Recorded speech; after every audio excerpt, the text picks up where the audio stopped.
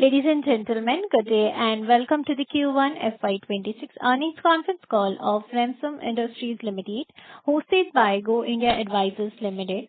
As a reminder, all participant lines will be in the listen-only mode, and there will be an opportunity for you to ask questions after the presentation concludes. Should you need assistance during the conference call, please signal an operator by pressing star then zero on a touch-tone phone. Please note that this conference is being recorded. I now hand the conference over to Ms. Selina Sheikh from Go India Advisors Limited. Thank you, and over to you, ma'am. Good afternoon, everybody, and welcome to Remsons Industries Limited Q1 FY26 earnings call, hosted by Go India Advisors. We have on the call Mr. Rahul Kejriwal, Whole-Time Director, Mr. Debendra Panda, CFO, and Mr. Rohit Darji, CS. We must remind you that the discussion on today's call may include certain forward-looking statements and must be therefore moved in conjunction with the risk that the company faces.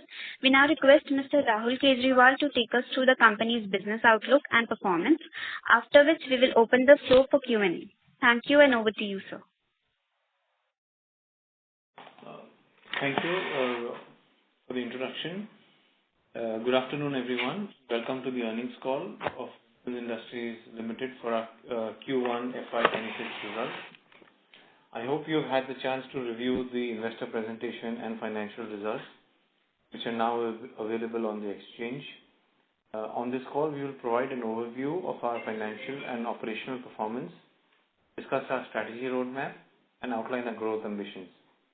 We will also highlight the key initiatives undertaken during the year and share our vision for sustainable long-term expansion in FY26 and beyond.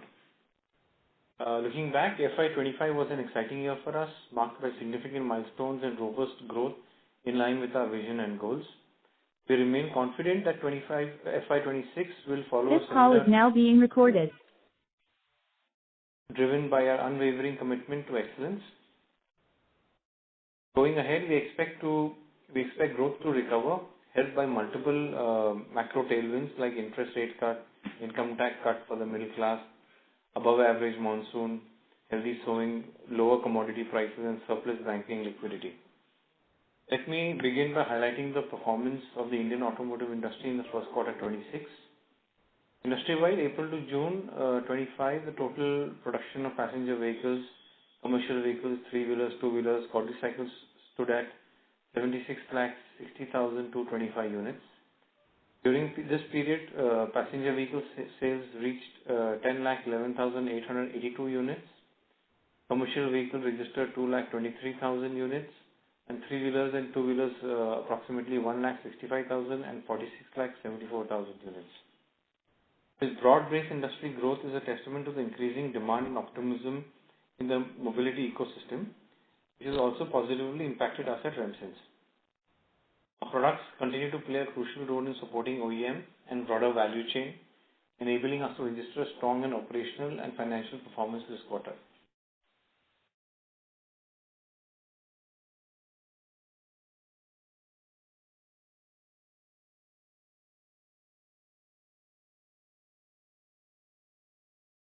The market has now reached a value of over INR 6.14 trillion as of Q1 FY26, reflecting strong growth momentum and favorable government policies such as Make in India and production-linked incentives.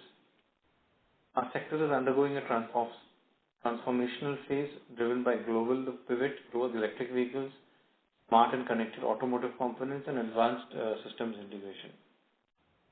India's auto sector is increasingly integrated into the global supply chain, benefiting from the ongoing China Plus One strategy as global OEMs diversify sourcing to India. Over 25% of the industry production is exported, with key markets such as Europe, North America, and Asia, strengthening India's role as a reliable supplier of high-quality auto components. Nevertheless, the industry continues to face challenge of the inflationary pressures on raw material and energy costs. In response, our company remains focused on operational excellence, rigorous cost management, and diversification and agile supply chain strategies. Looking ahead, we are accelerating our investments in technology and innovation, deepening localization, and expanding our expertise in areas such as electric motor systems, automatic transmission, and other high-value components. These strategic initiatives will drive the next phase of our growth, what we like to call Remsons 2.0, positioning us at the forefront of India's evolving auto ancillary landscape.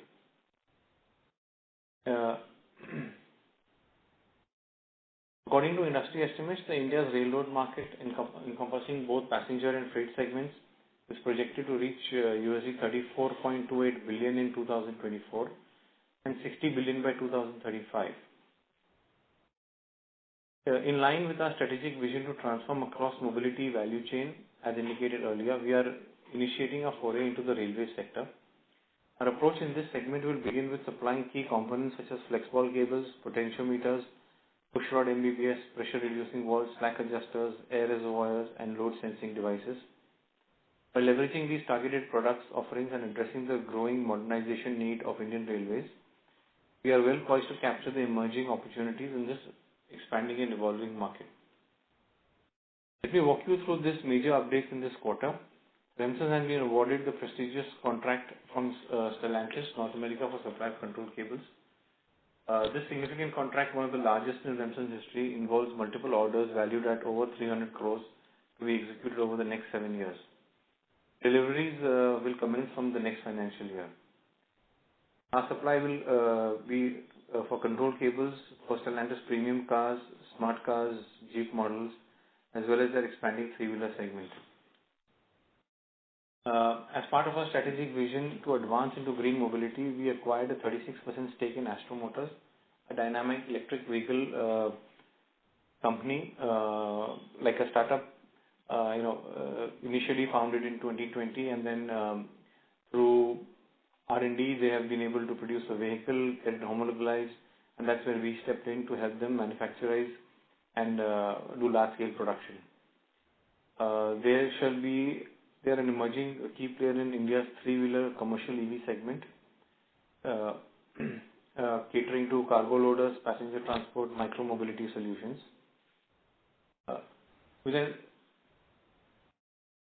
Their USP is that they have launched the first electric cargo three-wheeler with a 4-speed gearbox. We are expanding the dealership network and the upcoming passenger EV models also, targeting a top 5 position in India three-wheeler EV market in the next 3 years. This acquisition marks a strategic entry into the fast-growing commercial EV ecosystem, positioning Remsons to capitalize on this shift towards clean, sustainable transportation, particularly in urban and commercial logistics, in line with our Remsons 2.0 vision.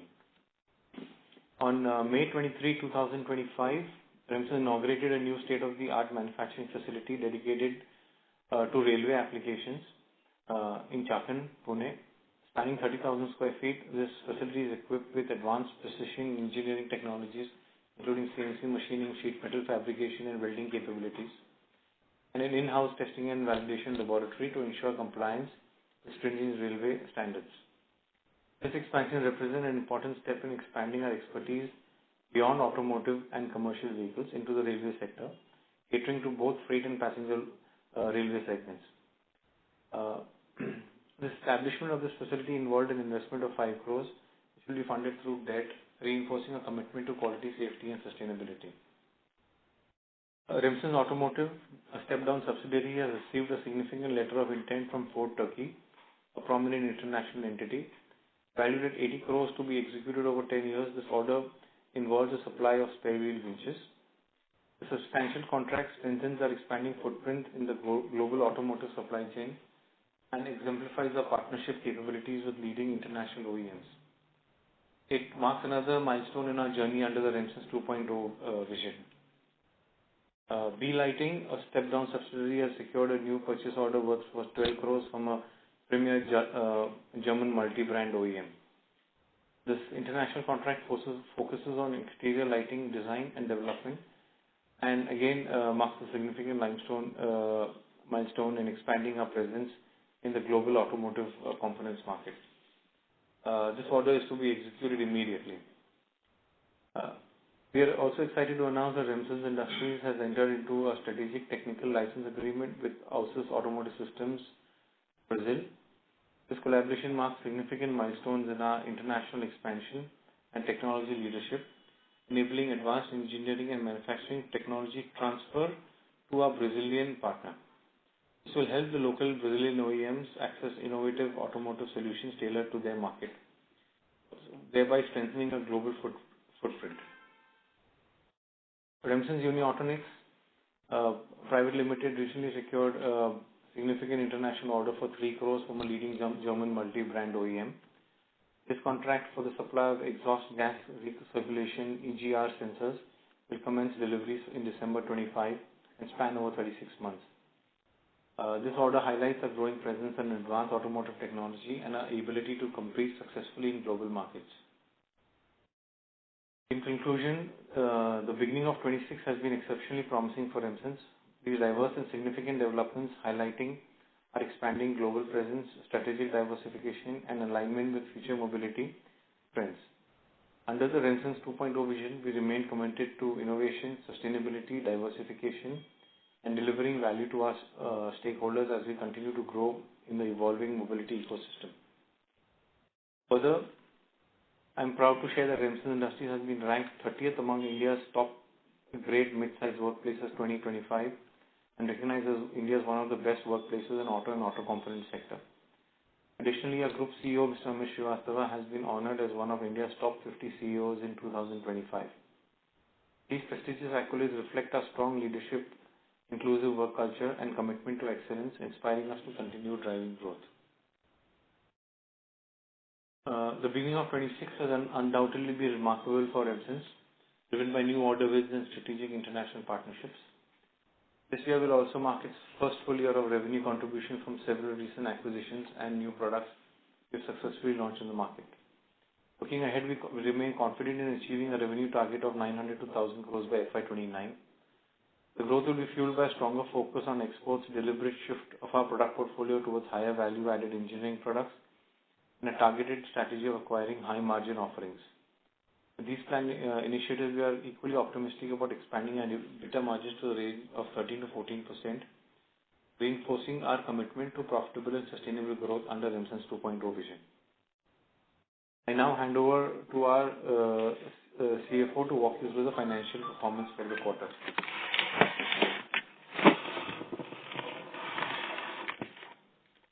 Good afternoon, everyone. I'm pleased to announce that ICRA has upgraded the credit rating outlook for Remsons Industries Limited in recognition of our strong financial performance and operational excellence. Our long-term bank facility has been rated has improved from BBB to BBB plus, while the short-term rating has moved up from A3 plus to A2. Covering facility aggregating rupees 86.82 crores. On the financial front, at a consolidated basis, our revenue from operation for Q1 FY26 stood at INR 99.6 crore, reflecting a robust growth of 30% year-on-year with an EBITDA margin of 11%. Profit after tax was reported at a margin of approximately 4%, despite expanding into our new segment and committing to efforts for capacity expansion and new product launches. The company has maintained a strong balance sheet. Our net debt to equity ratio remains at a healthy 0.63x, and we are committed to keeping it within the range of 0.63x, within the range moving forwards. I am pleased to announce that during the quarter, the board has approved a dividend of 0.30 paise per share during the quarter. We incurred a capex of INR 50 crores to plan to invest an additional of 100 crores over the next 2 or 3 years. With that, I would like to conclude my remarks and open the floor for Q&A. Thank you very much. We will now begin the question and answer session. Anyone who wishes to ask question may press star and one on the touchtone telephone. If you wish to remove yourself from question queue, you may press star and two. Participants are requested to use handsets while asking a question. Ladies and gentlemen, we'll wait for a moment while the question queue assembles.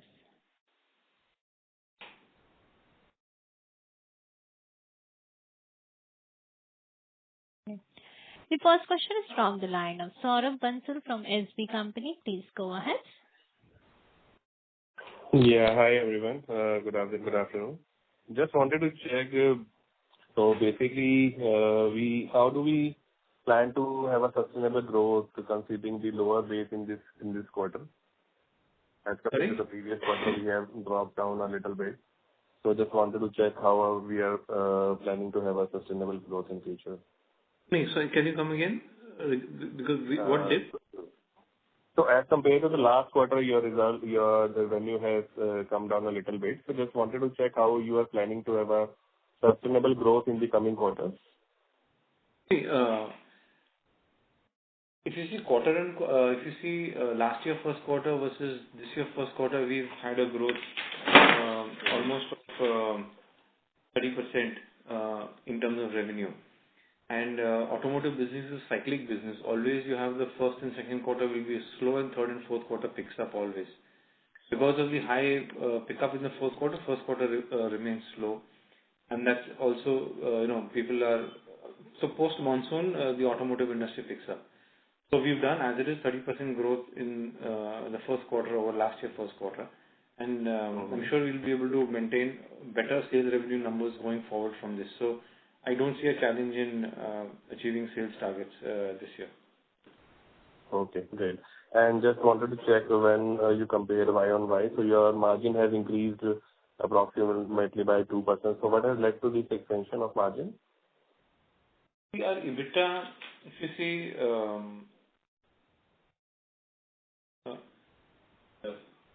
EBITDA has increased by around 63% as compared to the last years, because we have added the B lighting in this year, which are not in the last year. Also, our operating profit has also increased in this year considerably. Yeah. So, yeah, in the sense, we are on the path now, subject to any international events, we should be able to achieve our goals. Okay.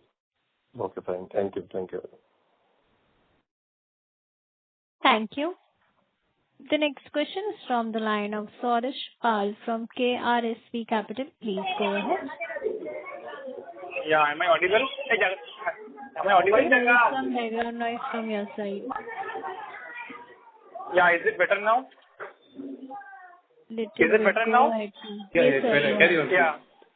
Yeah. My question is, if I see financial year FY25, the PAT growth and EPS growth was not similar. So what was the reason for that? Compared to FY24, PAT growth and EPS growth was not similar. PAT growth not similar. Yeah, means there is some discrepancy. Like, did you do any fundraise for which there might have been some equity dilution or something like that? So there were no. So the fundraise that we did in 23. Okay. And yeah. Then there might be something with the acquisition. Can it be a reason that EPS growth in percentage terms, EPS growth? Yeah, correct. EPS. So the EPS will be diluted because of the acquisitions, and so this year you see a higher EPS growth because the full year of the acquisition will come into play. Yeah, so due to the acquisition thing, the PAT growth, company level PAT growth and company level EPS growth was not similar. Is that a correct understanding? PAT growth was there. In the last year, actually the subsidiaries, the P&L is emerged from October itself. But in this year, it will be for the full year. So you will see the growth rate in terms of the EPS or your equity and all these things. All the ratio will be improved in this year. Okay. And sir, regarding the Stellantis order from North America, will it be affected by this tariff thing going on? So far, they have not come back to us with anything. Plus, the supply is supposed to start from June of next year. So we are sure between today and June of next year, this whole tariff matter will get sorted out. Okay, fine. Okay, thank you. That's all from my side. Thank you. The next question is from the line of Nishita from Sapphire Capital. Please go ahead. Hello. Yeah, good afternoon. Am I audible? Yeah. Yeah. So, you mentioned in the previous con call that you'll do a capex of around 100 crores over the next 3 years. Just wanted to know how much capex have we done in this quarter from that? In this quarter, we did around 5 crores, but it was not for any acquisition or any major acquisition. Yeah, this is for all our internal requirements, maintenance capex and all. Machines and all. We'll be doing another, I think, 15 to 20 crores capex this year for the orders that we have got. And the 100 crores includes acquisition and, acquisition of new machines and stuff like this for our ongoing business. So, the 100 crores includes acquisition, which will maybe happen at the end of the year or maybe in somewhere in next year. So, this year we're looking at a capex of maybe about 20 to 30 crores going forward in this year. And this is all for the confirmed business that we have got. Okay. So, this year, no new acquisitions are in place, right? We're in discussion, but we are not sure we'll conclude anything in this year. Okay. My next question is on the order book. How much total order book do we have in FY26? We don't work on an order book system because, all our orders are open orders. We only get schedules from our customers for their requirements. So, it's a confirmed business. So, whatever our projections are is based on the confirmed customer guidelines. In the sense, they said that they will make so many vehicles in this year for that particular model or something. That's where we give our future forecast based on. Okay. And another question I had. So, this year, like in Q1 on year-on-year, we have given a 30% revenue growth. So, just wanted to understand whether this growth will be sustainable for FY26. And if so, are you increasing the guidance of 20-25% that you've given previously? No. So, we've had a growth of 30% in this quarter. The next quarter may not see such a big growth because, we have certain businesses that came into this quarter. So, on a quarter-on-quarter, every quarter, I'm sure you also understand that it's not possible to project such kind of growth. I think from as far as the next quarter is concerned, it should be more on the industry average standard. Then the third quarter should pick up a little more. So we are not changing our position on numbers that we have put out. Okay. And so, what were the key drivers for growth for this 30%? Exports was the key driver for growth for this 30%, and we've had some business wins from our foreign entities in the UK, which also drove this growth. That was what led to the 30% growth. Sorry, actually, I couldn't hear you. Can you say it again? Yeah, I think exports was a key driving factor for this 30% growth. We've had growth from our entities in UK, both our entities in UK, which led to this kind of a growth taking place. Okay, understood. Thank you so much, please. Thank you. The next question is from the line of Swapnil Gupta from Whitespin Investments Management. Please go ahead. Thank you for the opportunity, sir. Could you share the current revenue contribution from the combi braking system mechanism? And with the ABS becoming mandatory for new two-wheelers from 1st January 2026, how are you preparing for this transition? So ABS is becoming mandatory only on a certain higher grade 150 plus cc vehicle. It is not across the platform. what we are supplying our CBS ranges for the 100cc vehicles, so we don't see that getting affected at least in the next couple of years. Okay, sir. Lastly, given that our standalone growth has been in single digit this quarter, could you help us break down the contribution from organic versus inorganic growth going forward? Sorry, can you repeat that? So our standalone business has growth by 8% this quarter YoY. So going forward, how this business will grow inorganically and organically? Organically, we will grow. So there will be industry kind of a growth in the first and second quarter. Third quarter, say some more business are materializing. So we will grow better than industry average from the third quarter onwards into our standalone numbers. And on a consolidated numbers, so we shall be stable in this year going forward because you'll see a lot of geopolitical plus certain issues with the electrification that has slowed down in the US and European markets.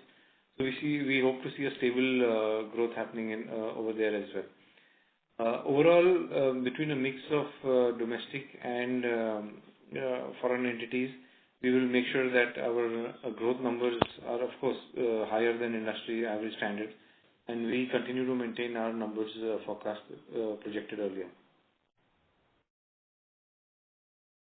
Okay, sir. Thank you. Thank you.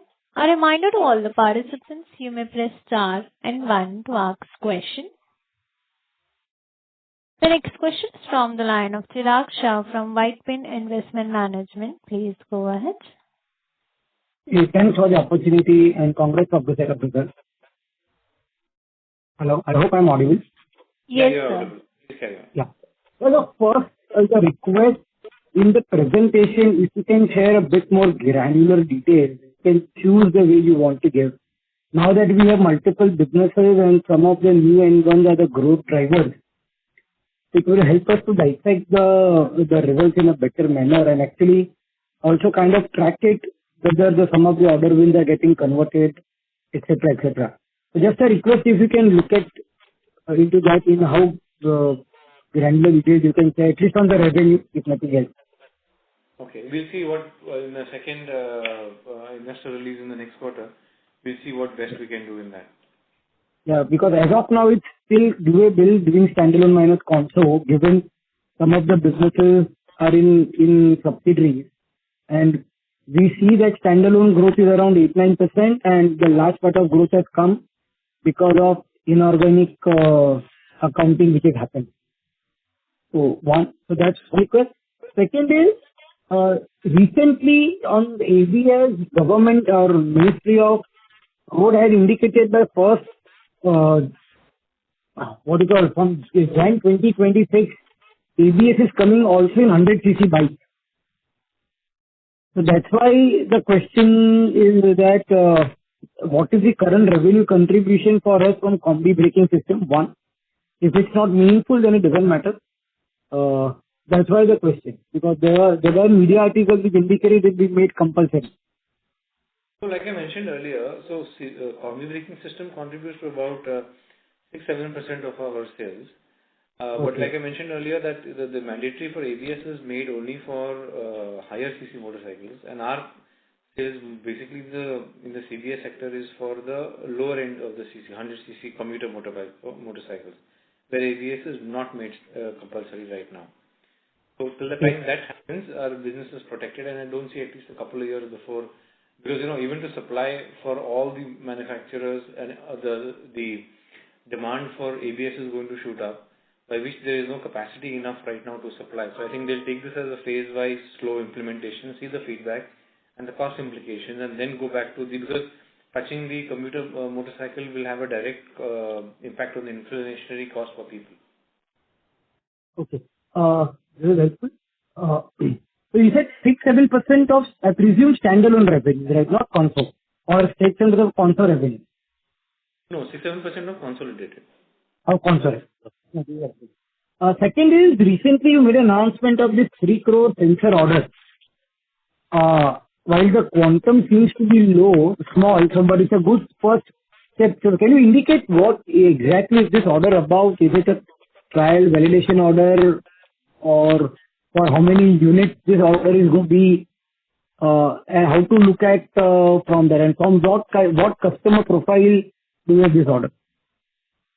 So this is an export order. This is a exhaust gas Yeah. sensor. So, I mean, sensors, India is not exporting too many sensors outside. And, our tie-ups enable us to have the technology to make such sensors. And this is going into a supplier, an aggregator who assembles the entire unit with the exhaust manifold and supplies it to a very, very reputed global high-end vehicle manufacturer. So, I can't give out the name of the vehicle manufacturer because of NDA signs with them. No, but is it passenger vehicle, commercial vehicle, which part or anything of that side? Luxury passenger vehicle. Okay, it's passenger vehicle, luxury passenger vehicle. Okay. And the scope of how big this can be, and if you can just, so is it initial order, how to look at it? So, yeah, this is the first order. So, even if this order doesn't become very big later on, which I'm sure could become, at least this gives us an exposure into the export market, and taking this product, we can approach many other customers to take the similar kind of product from us. Plus, it gives us a direct entry into export passenger car segment, which is the largest part of the sensor consuming segment globally today. So, it's a good step into getting securing large orders in the future. And this is in subsidiary or this is in JV? So the order will be by a JV or by a subsidiary? 100% subsidiary. Subsidiary. It's 100% subsidiary. Yeah. And if I can ask two more questions on this, so who would be your ideal competitor in this, and generally what is the lead time in terms of development to final order win? In what? We have so many product lines. There will be more In sensor. So, competition in sensor, so there are so many. China is also competition when it comes to global playing. India is a competition. Now, within India, most of the sensor players, good ones, are all 100% foreign units that are placed into India. In India, you might have players like Minda or someone who makes some sensors, but and there are many more companies who do that, which I'm not quite frankly aware of. And what was your second question? Hello. Yeah. What was the No, okay. So question was your competition set. That was the question. So yeah. Okay. And the lead time required for you from RFP to final conversion is almost. It depends on the sensor, but it could be anywhere from 6 months to 2 years, depending on the development and testing requirements. Okay. So if you have an RFP which gets into an then first it will take 6 months to 2 years for it to convert into a business win. Correct? Minimum. Yeah. That's how one should look at it. And then 2 years also. Okay. Now this is but if you can later on, if you can just, because there are too many types of sensors which are there in a vehicle. So if you can just somewhere in the presentation indicate what exactly you do and what is the opportunity size in the space where you are, because it's obvious we can't do all type of sensors, at least at the start point. Sure, we'll do that. Great, we will do it. Yeah. And one last question on that EV three-wheeler. Now, good that you decided not to put further money. I really appreciate as a minority investor. What happens to the 10 crore that we have invested in the company? So it's an equity investment, right? So you are a normal equity shareholder in that company, correct? Correct. And if there is further dilution that could happen, your stake gets diluted accordingly. That's how one should look at it. Okay, but we will not participate in further dilution wherever in future. Or no, you... We see on a case-to-case, on a event-to-event scenario. So if the company does very well, picks up from there, the valuation of our investment also will increase exponentially accordingly. So Yeah. we'll have to take it, the next 6 months will decide how and where we are shaping towards this. So you are okay to put further capital in the company in future, that you will take a call on that? Not any significant capital. Okay. Okay, thank you. And all the best. Thank you. The next question is from the line of Ajit Sethi from Eco Continuum Solution. Please go ahead. Thanks for the opportunity. Sir, we are guiding for EBITDA margin of 13 to 14%. So it's a 200 to 300 basis point margin improvement. So what will lead to this margin improvement? So we ventured out into higher profit range of items, into more profitable items, export markets, global markets. So, shifting from more commodity products to a more technology-related product, that's where the margins are better. So that's where we are coming from. By the end of 2029, this EBITDA margin should go to 13 to 14%. So can you please share what is the current share of value-added products and commodity products, if possible? I don't have that data on hand with me. But we should be right now, commodity products should be somewhere around 70% and value-added products would be 30%. This will change very drastically going the other way around in the next 2 to 3 years. Okay. And if possible, can you please share the export market region-wise contribution to our revenue? Region-wise contribution data, so we don't share as such, where we are supplying what, because a lot of this information is confidential from getting a protection from competition. Okay, sir. Thank you, sir. Thank you. The next question is from the line of Shrut Banyani from Aziz India. Please go ahead. Yeah. Hi, sir. So, our results have been phenomenal in compared to the muted overall performance of the auto industry. So, can you elaborate what has led to this performance? The global entities have played a large part in this performance enhancement. There were some backed up orders which we were able to execute and get this kind of a growth percentage which we've been able to get in this quarter. However, going forward, so the 30% quarter-on-quarter growth and all is a wishful thinking. We will try to sustain a growth in line with our communicated timelines and vision. There could be ups and downs. The second quarter could be a bit muted because of the industry and the geopolitical events. But I'm sure third quarter and fourth quarter, like cyclic the industry is, will spring back exponentially at that point. All right. Also, how are we seeing these US tariffs affecting our businesses? Because especially we are spread across the geography. So at the point everyone is very unclear of how the tariffs are going to affect, on what is the actual tariff on ground, what is the finer notifications in it. So we'll have to wait for some more time by the time we actually find out and the implications. Right now, none of our customers have pointed anything out to us, any concern out to us on the tariff percentages. So we'll just have to wait for some time to see what happens. Okay. And last question from my side. So the recently signed India-UK FTA, we have 2 acquisitions in the UK. So how much do we stand to benefit from this trade? So we are not exporting too much to the UK, any different in this. They are independent entities. They have their own products which are manufactured in-house. So, the additional transport costs and all sometimes make the product unviable to supply from India. Both the entities are very lean and cost structure based, and they're able to compete against China also in global markets. So at this point of time, we've not seen, we're not trying to identify any product that we're going to start exporting from here because of this FTA. If any in the nature of business that they want from India, we are more than happy to supply.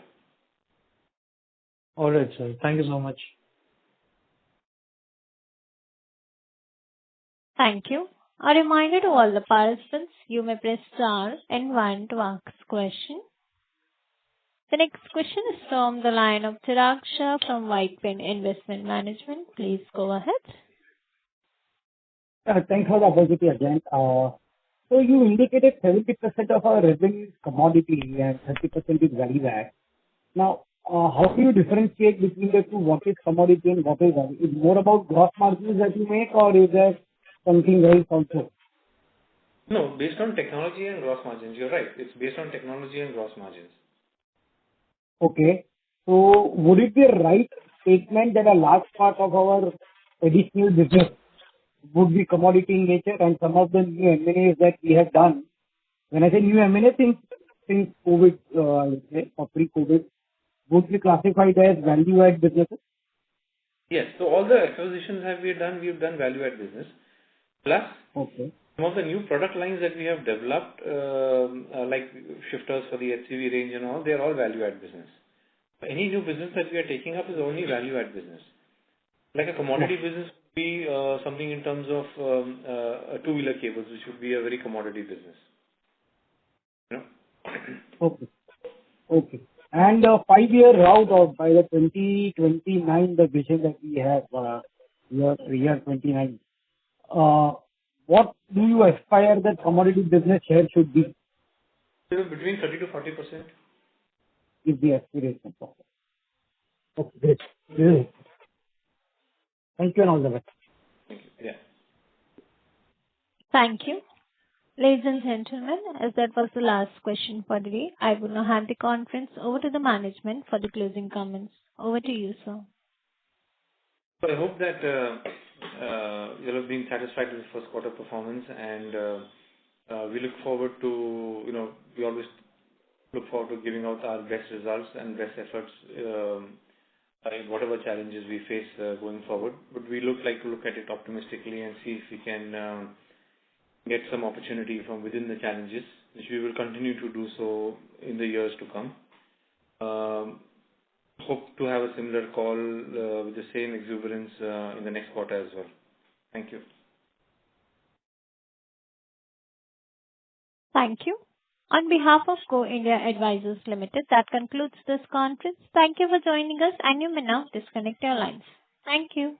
If you found this video helpful, please like, share and subscribe to Concall India for latest upcoming Concall.